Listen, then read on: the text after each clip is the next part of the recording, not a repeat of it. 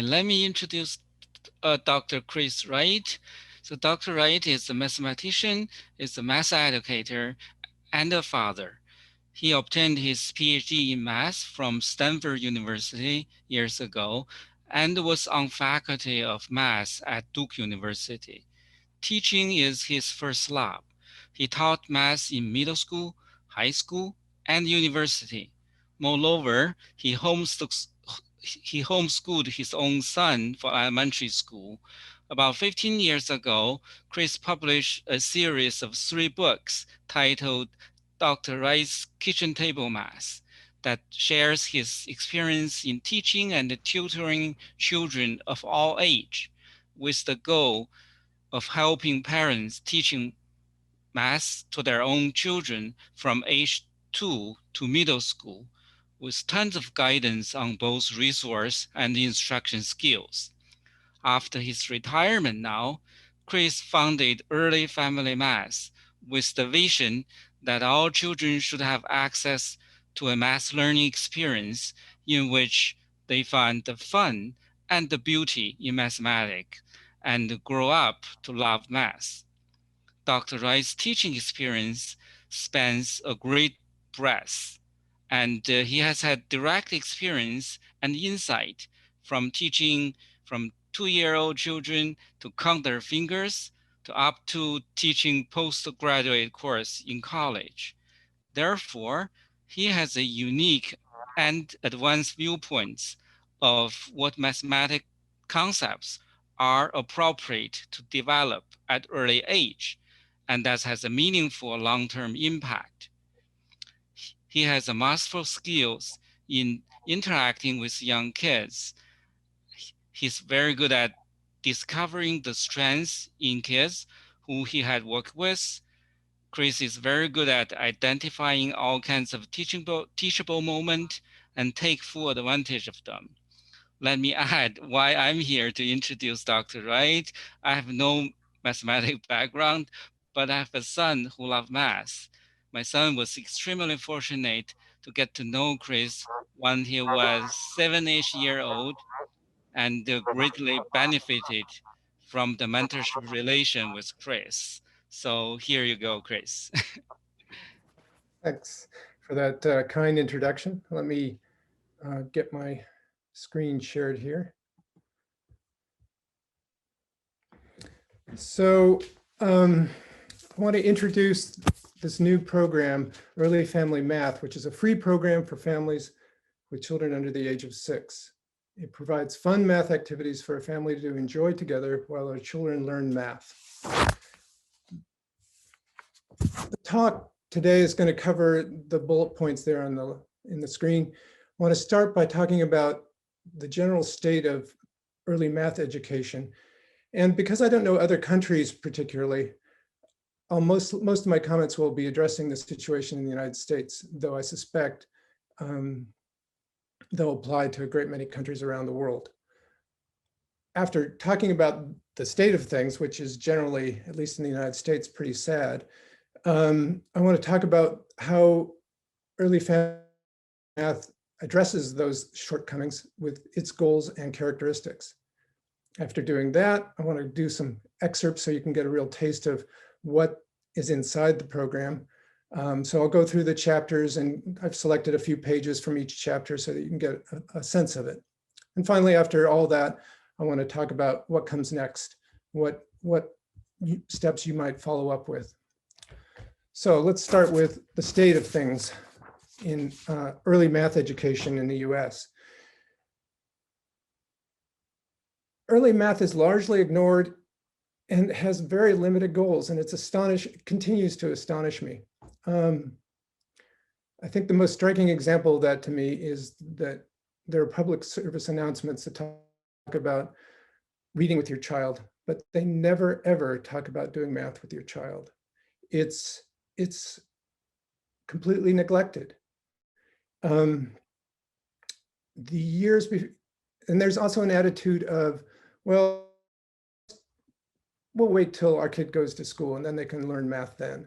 And those early years are crucial. Those early years are your kids are sponges for new material, for new experiences, and to waste them, not waste them, but to not use them to their full advantage is shame. It's not, and I'm not suggesting that it's some sort of race that you want to get as far as you possibly can while your children are young, but they are sponges that will absorb what you give them. And so you should be, all families should be providing a rich learning environment that their children can benefit from and not waiting until school does the job for them.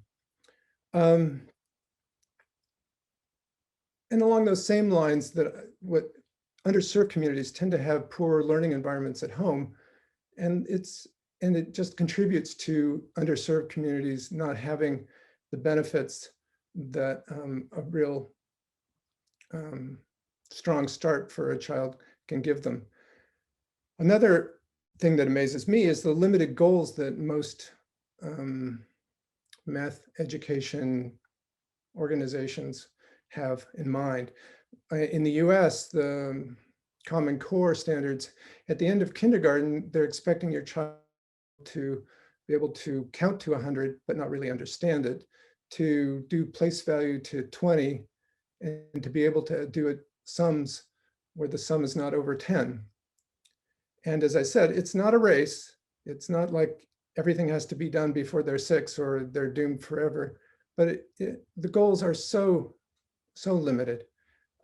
And I think it reflects the sense that math will take care of itself eventually. In odd contrast to that are studies that have shown recently that success in early math in school, by early, I mean, as they're entering kindergarten and first grade, success in math at that age is correlated very strongly with general success at older ages. So math is valuable for that. And it's also, another thing I would say is that math, to people who don't understand math is seen as only important for its applications. It's widely missed how valuable math is as a beautiful discipline in its own right. Okay.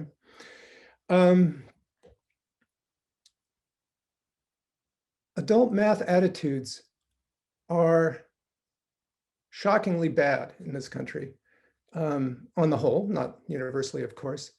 You'll get to experience that firsthand. Just go to a party and say that you're a mathematician. And the kind of responses that I will typically get were, well, gee, I never did like math. And most of the time that comes from a couple of teachers that somehow got them off the track early on, and then they never got back on the track. Most adults and elementary school teachers hate math, feel they have poor math skills, and see no beauty in it. And they try to avoid it whenever possible. Limitations of existing sites. So there are math programs that, or not programs, but there are math materials that parents can use these days. And they have, but unfortunately they have shortcomings that make them less than fully desirable as far as I'm concerned. Many of the existing programs are isolating. If you look at, say, Khan Academy Kids or even Art of Problem Solving Beast Academy online, they use electronics or workbooks for a child to do all the work all by themselves. They don't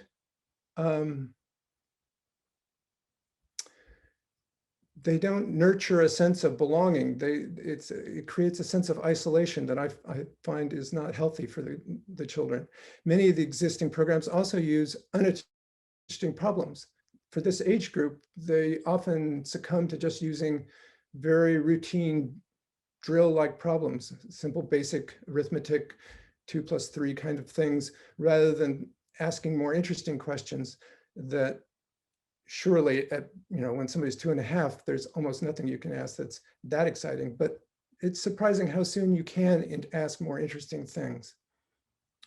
And finally, I would say that the existing math activity sites have no learning progression that's obvious in them. So one of the things that I'm pushing very strongly in early family math is fun activities. And you can find those in various sites on the internet, but none of them present them in a way that's easy for a parent coming in who's not a particularly strong math background to understand what the natural learning progression would be.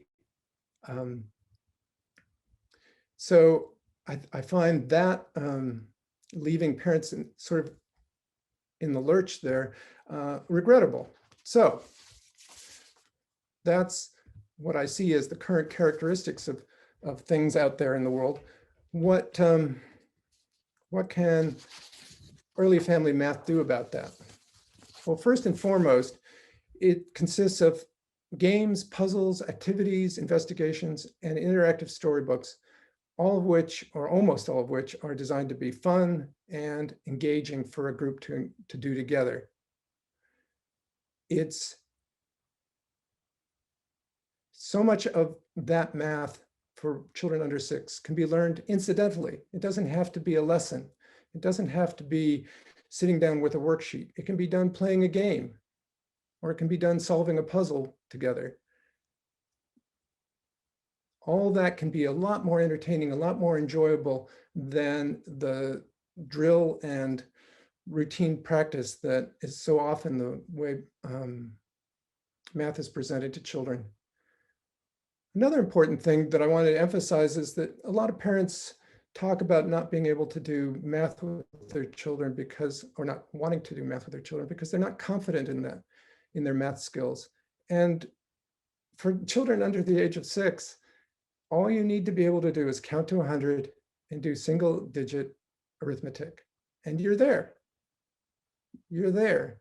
You can do this with your children, and you can help them, and you can enjoy it together and have a lot of fun. And your children seeing you enjoying it and being confident will make all huge difference in their enjoyment and confidence. You can model that. Parents sometimes say to their children about math, oh, that's okay, I was never good at math either. And then that's just a killer. Can you imagine somebody saying, that's okay, I never was good at reading either? I mean, it would be unthinkable, I believe.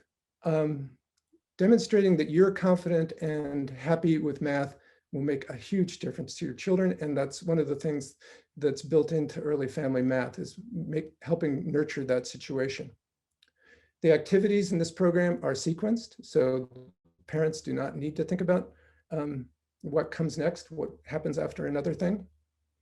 They can just follow along through the material, and they will naturally present their children with a sequence of skills that spiral and build on each other. The activities, because they're games or puzzles, problem solving and doing investigation is built in. It's an important part of math. Math is a beautiful art, and to ignore problem solving at this age is a shame, and it needn't happen. When you're playing a game with somebody and you're trying to figure out how to win, you're doing some beautiful problem solving, and you want to do it because you probably care about beating the other person.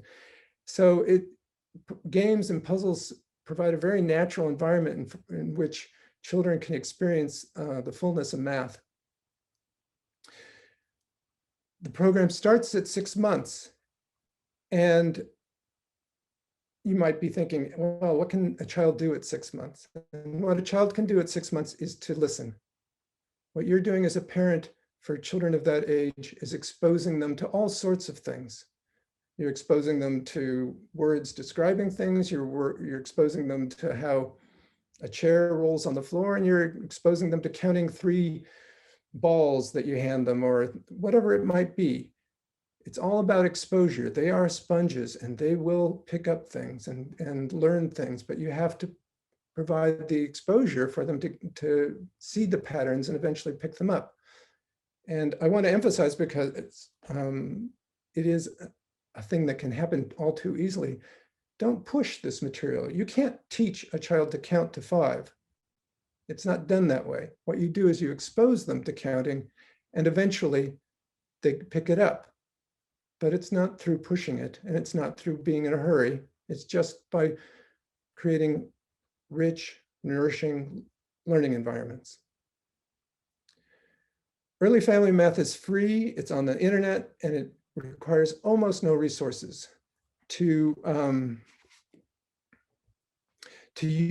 do almost every activity all the way through the entire 4 chapters that currently exist. You need 5 dice, a deck of playing cards, some string, some sidewalk chalk, some stiff colored paper, and some colored pens. And that's it.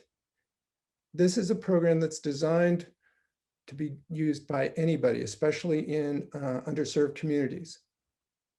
If you're in a wealthier household, you can buy games and you can do things that will help your child.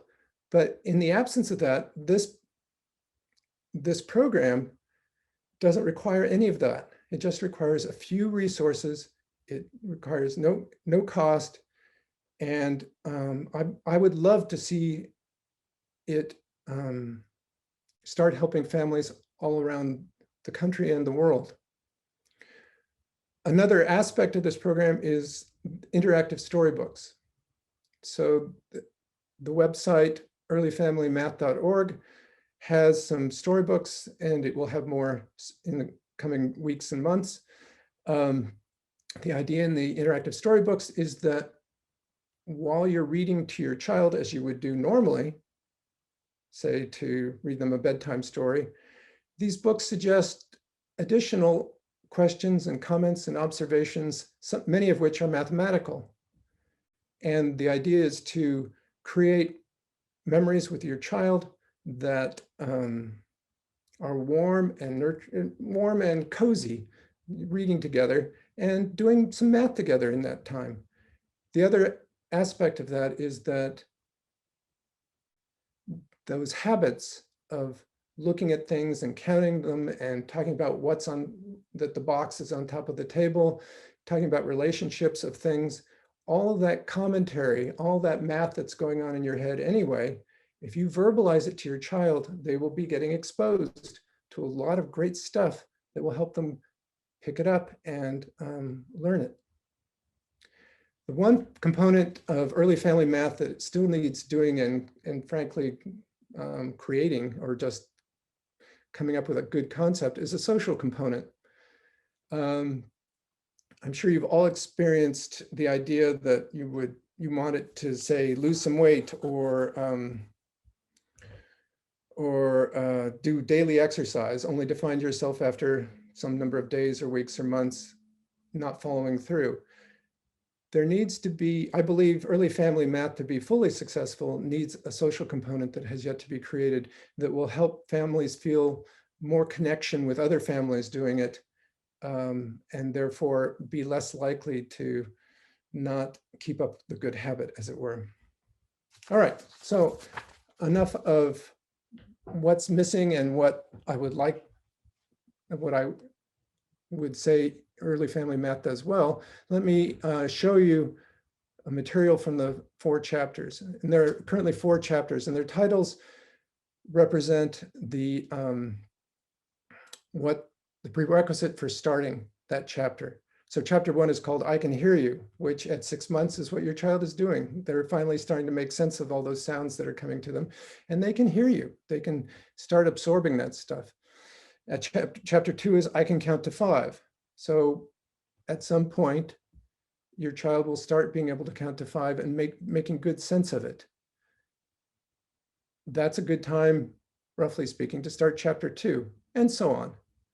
So let's look at some material from the chapters. Chapter 1, every chapter has an introduction page, a single page that has what your child is expected to be able to do to start that chapter, and then what ideas are going to occur in that chapter, what new material. For chapter 1, the new material is what I was just talking about, verbalizing the math that you're doing anyway, pointing at things and describing things, exposing your child to those ideas, and to begin counting. So I've taken out a couple of pages from the chapter. They're not the best pages. They're not necessarily the most illustrative of any particular idea. They're just 2 pages. You can, of course, download the full chapter over on the website, earlyfamilymath.org, and see the rest for yourself. But for now, this is a page on object descriptions. So you want to be exposing your child to describing things. There are lots of natural times when that happens. When you're sorting laundry, for example, if you're doing that together, you can be putting all the red clothes in one pile or all the shirts in one pile. And so they're seeing the classification, they're seeing the ways that things are described and grouped together. That's great stuff for a little kid to be absorbing. The other activity here is, I called it a game, but I don't know how much of a game it really is. An object hunt. You describe something in the house, and the guesser has to figure out what you're describing. So it might be, you might describe a table as having 4 legs and something that you eat on top of. It can be anything. And just, again, that process of showing that objects have descriptions and characteristics is really important. Another way to explore that space is with patterns. So you can have patterns that you create and have your child repeat, or patterns that they create and you repeat. And as they get older and better at that game, you can make the patterns longer, or you can start doing things like using them as a secret code for getting into a room, or whatever it might be, to make it playful. You can be walking down the street and squeezing each other's hand in a pattern which the other person squeezes back. So, so a number of activities here. For this age range, it's really hard to come up with games per se, but all in due time. Here's another page talking about counting up to 5, essentially. You can have a store. And obviously at this age, having a store in your house is going to be very basic. And it might not even involve explicit numbers. It might involve price tags that have three symbols on it to indicate that it costs 3 things. And you might give your child 10 raisins to spend buying things. So no explicit numbers would be used. As they start knowing their numbers, then you can start replacing pictures of collections of things with numerals. Hopscotch is a game that involves sequential counting. So that's a fun game for them to play and practice their counting. Memory challenge, it's a game where you put number cards in a grid, say 3 by 3, or as the child gets older, a bigger grid, and have all the cards face down. And players take turns turning over 2 cards and seeing if they match. So you're working with quantities. Those cards can have, instead of numerals, they could have just numbers of dots, or some could have dots and some could have numerals. And all sorts of combinations are useful for practicing that connection between quantities and numerals and getting to understand how big a quantity really is. So, and then Go Fish is the usual card game, matching quantities. So let's move on to chapter 2. In chapter 2, and you'll notice that I've very purposefully not included any ages anywhere. One child may get to chapter 2 at, I'm not even going to give an example, but some age, and another child might get there a year later. It's all good stuff. It doesn't matter the particular age. What matters is that you're providing an environment that is appropriate to what their current skills are. So in chapter 2, the child is expected to be able to count to 5 and have some idea about what it means to have one more or one less of something, what comes next. And as we were just practicing, some ability to describe objects and understand how those objects can be grouped together with common characteristics. So this particular page has numbers up to 10. You can play bingo. And that's pretty much the standard bingo game, only brought down to size for the size of numbers that are involved. You can, there's that game of bingo, then there's a puzzle. And there are a lot of puzzles throughout the chapters. This particular puzzle, in its simplest form, is just following a sequence of numbers through a grid. As the child gets better at it, you can start leaving numbers out and having them figure out where the missing numbers have to be. For example, in this puzzle, the 3 is left out. If you have 2 here, the only way to get to that 4 is through 3. So they're not only practicing the sequence, but they're figuring out how to fill in the sequence. They're problem solving, even at this age. And that's I think that's a great thing.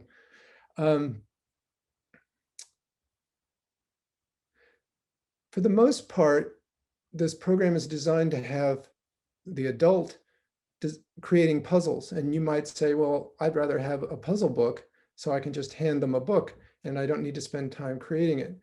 The disadvantage of that is that, as I said earlier on, the child becomes isolated. Sure, there are puzzle books out there, but what happens then is the child is doing these puzzles all by themselves. There's no connection with anybody else. They learn that math is an isolated activity rather than something that can be shared with people. So please don't do that. Create these puzzles and maybe even do them with your child as they're doing them, but stay connected with them. And then another puzzle on this page is Sudokus. They're smaller than what you would find in the paper, but that's okay. And at first, when you're creating Sudokus for your child, make them very simple. Just leave out, like in this square here, there's one number left out, which obviously has to be a 4. But it's not going to be as obvious to your child. So start with puzzles that are very, very easy so that they get the idea of how the puzzle works and then build up. And if they don't happen to enjoy that kind of puzzle, that's fine. Don't beat them over the head with it. Move on to a different game or activity or puzzle. So there are more games and activities than you will need in these pages. So pick the ones that they're having fun with. These activities are not designed to replace pages of adding problems with a daily game that has to be played as the math part of the day. The idea is that these would be fun things that your child would want to do and that you will enjoy doing together as a family. It's not all about numbers. So here's a page of figures, of ways of playing around with geometry and seeing shapes. The first one is a game that makes in which 2 players play against each other trying to create a square inside of a grid. The second one is an activity for folding paper and cutting shapes that then unfold into symmetric patterns. I imagine most, if not all of you, created snowflakes when you were in school out of folding paper and cutting them, and that's exactly that idea. I haven't mentioned before, but a number of these activities have additional material and ideas in what's called the bonus material. So if a family is going along and just wants to do the next thing, then they have short, easy descriptions here in these chapters that provide the next thing in a very quick and easy to pick up way. If there's some activity that they particularly like and want to see more of, then there are many times there's bonus material on that subject. For example, the cutting symmetric shapes has a lot more material in the bonus material. And then the last on this page is connecting the dots. I know I enjoyed doing that as a child a lot. You can do the completing a picture activity, or you can create geometric designs. And one of the things I like about the circle is that you're thinking, well, this is a child that can count up to 8, so what's the big deal? But already, by seeing different patterns created in that circle, depending on how many numbers are skipped over, they're going to see that some numbers relate to 8 in one way and other numbers relate to 8 in a different way. Even numbers are going to create different kinds of patterns than odd numbers when you have 8 dots. And that's pretty cool that they can be experiencing some rich mathematics in such a simple and direct way at such an early age. So it's not all fun and games, but there are some things that I felt were essential to giving a child tools and leverage over learning things easily. And one of them is ideas for doing arithmetic on their fingers. So this page has finger addition to 10 and finger subtraction to 10. And I won't go through it, but it's not fun. It's not unpleasant, but it is a useful tool for allowing your child to be able to do those adding problems very easily on their fingers. And that makes a big difference in terms of the range of things that they can start doing. And of course, the more times that they can add 4 and 2 quickly and easily on their fingers, the more chance they have of learning 4 plus 2 is 6 just automatically without even using their fingers. Fingers are a great manipulative that children have all the time. So some of the pages will not be all fun and games, but most of them will be. Chapter 3, now the child can count to 10 and is much older. So now a number of skills are assumed, and the skills that they're going to be learning are more sophisticated. One of them is about number bonds. So number bonds are looking at things that add up to a particular number. Like the number bonds for 10 are all the ways of getting 10 by breaking it up into 2 numbers. So 5 plus 5, 4 plus 6, 3 plus 7, and so on. So number bonds are a really useful part of learning early addition and subtraction, and they're emphasized in early family math. There are 3 things here. One's a puzzle, one's a game, and one's an activity that are fun ways of practicing number bonds. The sum groups have a grid of numbers in which there's a total, in this case 6, and a child groups together things that add up to 6. I've colored in the squares to indicate how the answer would go. And just great practice for, notice they're not being asked to add 1 plus 2 plus 3. They're asked, find things that add up to 6. It's a different question. It's a deeper question, and they will learn more about that addition through this than if they were just doing routine addition and subtraction. Go Fish with Sums is a Go Fish game where instead of matching numbers, you look for numbers that add up to the sum that's being used for the game. And Which Number Am I is an activity where 2 people play and they put a card on their forehead that they can't see, but they can see the other person's. And if they know the total between the two cards, they can try to figure out what their card is by looking at the other person's card.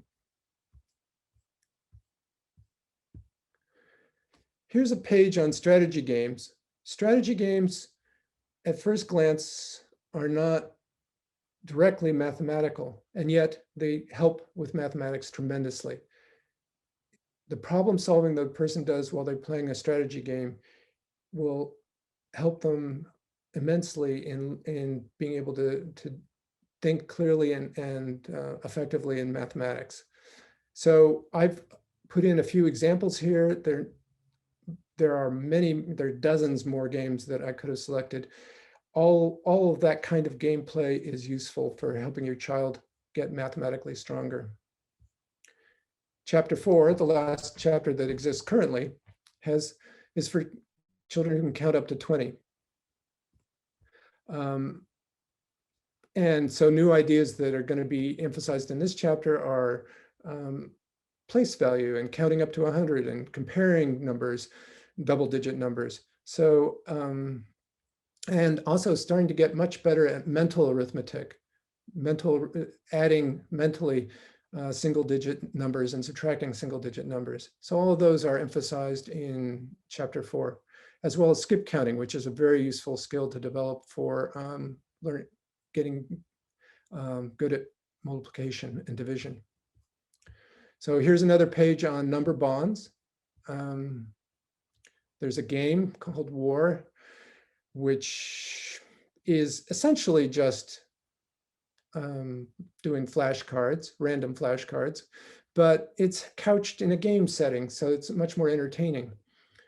Another game, Target Gin Rummy, and here's puzzles that are created out of using triangles and squares that fit together.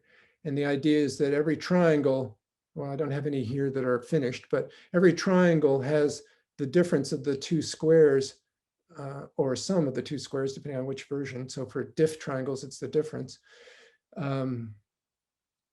This triangle would have the difference of the two squares next to it. So this would have 16 in it.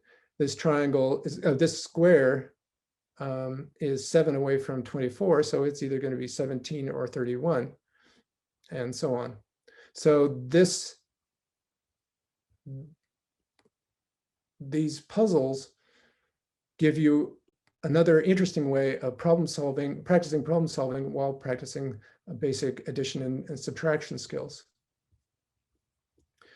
Here's that mental math I was talking about with single digit addition and subtraction. And it reviews the skills that up to that point the child should have developed, and like being able to add 0, 1, and 2 to numbers. Number addition twins are often well enjoyed by many children, adding 2 plus 2 or 5 plus 5 or 7 plus 7. And then number bonds for 10. All of these skills form a lovely foundation to work off of to learn the rest of the addition facts. So if you're doing 6 plus 9, you can get to a fact that you already know, which is 5 plus 10, by subtracting 1 from the 6 and giving it to the 9. That's called compensation. And it's a very handy technique for learning the rest of the addition facts once you have those basic addition skills that are listed there. Something similar can be done for subtraction, but I think I'll move on. This last page, I believe it's this last page is a little different than most of the other pages in that it has investigations, things that you can just explore. It's not a game, it's not a puzzle. It's just, gee, look at what happens. What beautiful patterns come if you do this thing or that thing. For example, a fun puzzle, or not, well, a fun thing to investigate is, suppose you're climbing steps and you either climb 1 step at a time or 2 steps at a time or some mixture of the two. How many different ways can that happen? Well, it turns out that there's some very interesting patterns that develop, namely that, and here's a table of how many ways there are of doing it for different numbers of steps. For 0 steps, there's only 1 way. For 1 step, there's 1 way, but for 2 steps, there are 2 ways, and so on. And what happens here is that, for interesting reasons, each number is the sum of the last 2 numbers. Somebody is not muted. So those are a bunch of examples. Let's see. Those are a bunch of examples from the chapters. What comes next? So if you like what you're seeing, if you find it interesting, please go to the website and download download the chapter that seems appropriate for your child and start playing these games and messing with these puzzles and enjoying math at a fun and deeper level. Also, if you're interested in being involved with a discussion groups where all the people who are doing chapter 1 can be in one group and all the people in chapter 2 doing chapter 2 could be in another group. And we could meet every couple weeks or so and discuss what's going on, what works for you and what doesn't work, what questions you may have. So if you're interested in that, please sign up in this Google form and we'll start having some meetings. Once you're starting to do it and you like it a lot, please tell other families about it. It's a brand new program. Most people don't know about it. Please share the word. And if you get really excited about it and you feel like helping out, we would love to have help with the program. So that's all I wanted to say in my prepared remarks. I think Hong is going to come up with questions. I should stop sharing. Okay. So far there's a very few questions actually. One is one category is really mostly related to how to make the math learning interesting for small kids, how to inspire them to spend more time thinking about math. And Chris. Okay. So yeah, and I should have pointed out that we asked for questions before the talk was given, and I read those questions, and a lot of them were along those same lines that Hong just mentioned. This program is designed to directly address that. These activities are meant to be fun. They are meant to be engaging in the same way that a kid likes to play tic-tac-toe. It is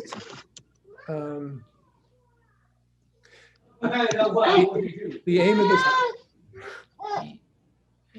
of this program is to find the fun in math, to bring it front and center, and to still learn the math, but do it in a way that is enjoyable and isn't tied to some workbooks or some program.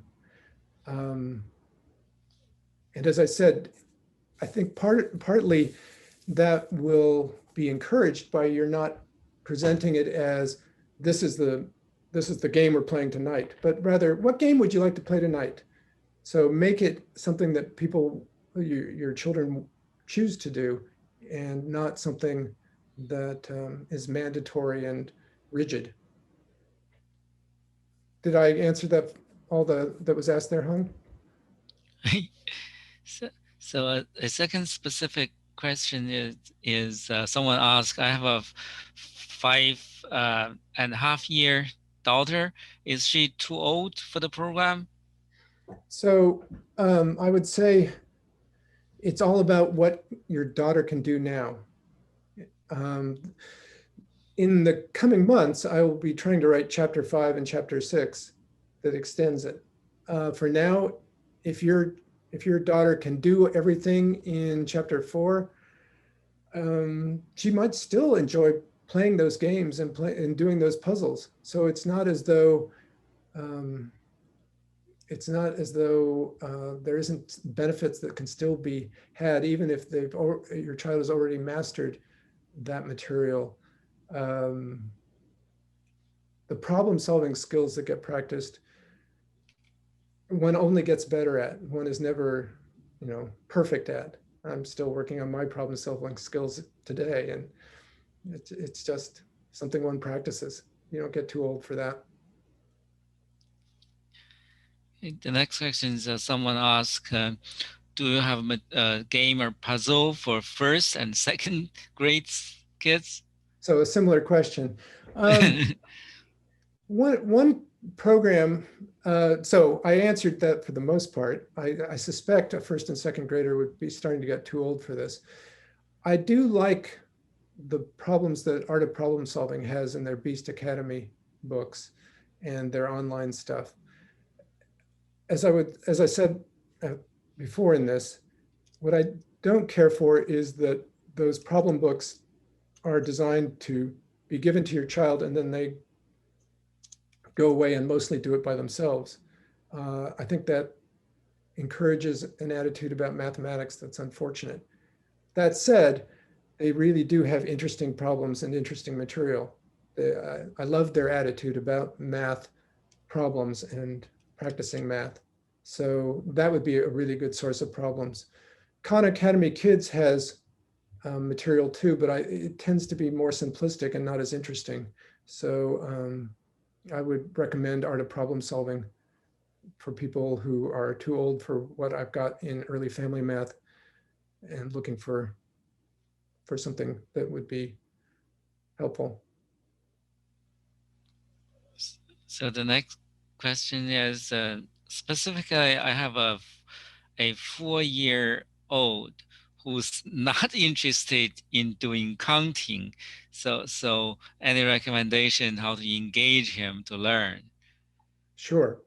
So put him in situations where counting is natural. So if you ask how many carrots you want to eat, or what, some food that they want to eat, they're going to have to come up with an answer. If you say, I'm going to give you 2 of something, do you want more than that? They're going to have to engage with the numbers. Don't force, if you, I don't know, don't force them to just repeat to you how to count. Put them in situations where counting is natural and even fun. And fun is different things to different people, but like if they see that you're playing it's a little old for a 4-year-old, but if they see you playing Parcheesi, they're not going to be able to play, or any game with dice, they're not going to be able to play unless they engage with the numbers, unless they start counting and using those counts to move their pieces around the board. So there are natural ways of doing it that don't involve just exercises. And so that's what I would encourage. Look for fun things that draw them in rather than forcing them in.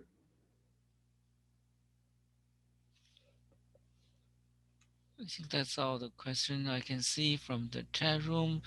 If I Okay. can add slightly on what Chris said, is because I'm a Chinese, I grew up in a similar environment as most of the parents here do. So we tend to view math at early age as a drill. People learn to add, people try to remember multiplication table. I mean, at certain age, you can do that.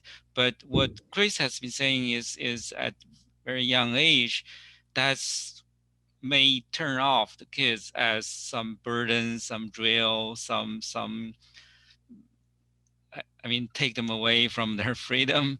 But you can do it really in a way as Chris described. It can be very much a fun activity. The kids would engage in play, but in the meantime can get some really important concept. Sometimes can get fairly deep. Fairly deep if the kids get into that. Surprisingly so. So if, for example, the Sudoku, I mean, any kids can, the example Chris showed is anyone can count up to 4, can start doing.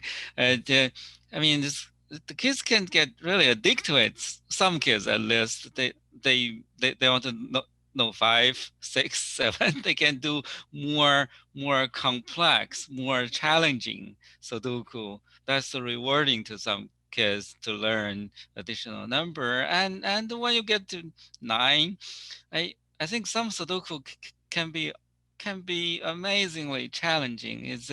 It's actually can be a good way for kids can only count to 10, but in the meantime they can practice some really high level problem solving temperament to try to come up strategy to solve the next one. I mean the theme is there's a lot of fun. The kids would love to do it, get addicted to it.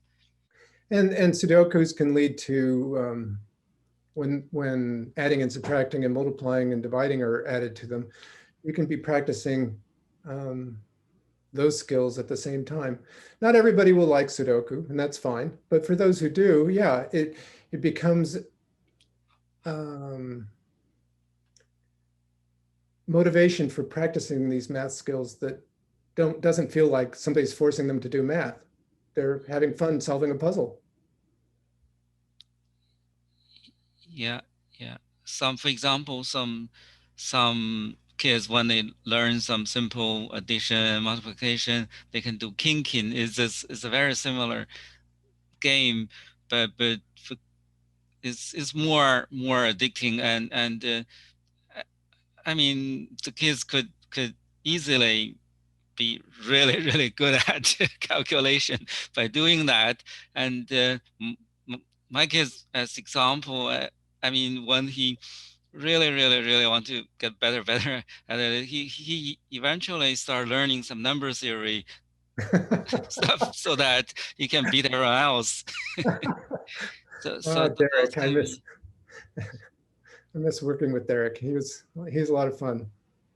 Yeah, and I do introduce other levels of Sudoku, and there's a game called 24, which allows people to play around with combining things. And there's a nice generalization of 24 that anybody can play without buying a game. It just involves five dice. And it's too advanced for the 4 chapters that I've got so far, but eventually that'll make its way into early family math in a later chapter. And that's a great example of a game that can be very addicting. And 2 people can just be sitting there playing it. I used to play that with children I tutored while I was waiting for their parents to show up. We'd go sit outside and play this game, trying to come up with ways to use addition, subtraction, multiplication, division to create numbers. And everybody was having a great time. Even the weakest students were having fun with it.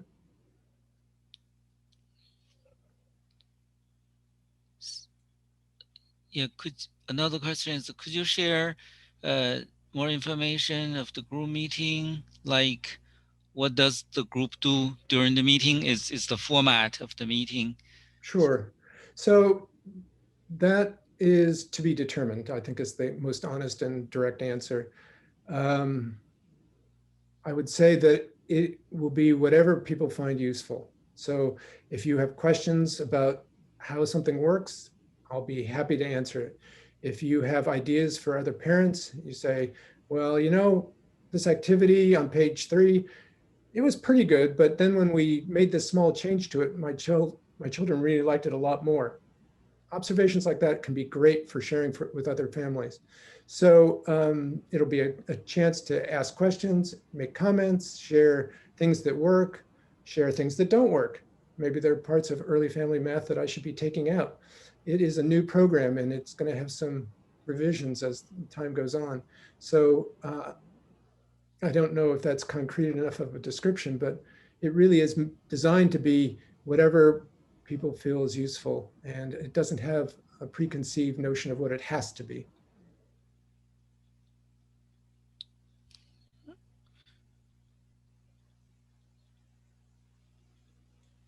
So, I can see it.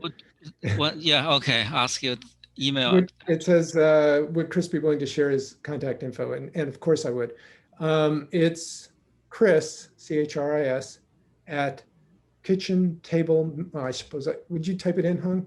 Okay. Chris at kitchentablemath.com. And I have a website. I don't want early family math to have any tint, any suggestion that it's being done to promote other things. So I don't want you to think that early family math is trying to promote kitchen table math, but I do have a website, Kitchen Table Math, and I do get email through it. So that's what this is about. But early family math is meant to be free. It's meant to be something that is used by people, and it's not at all getting any commercial tie-ins at all. So I just wanted to improve math education.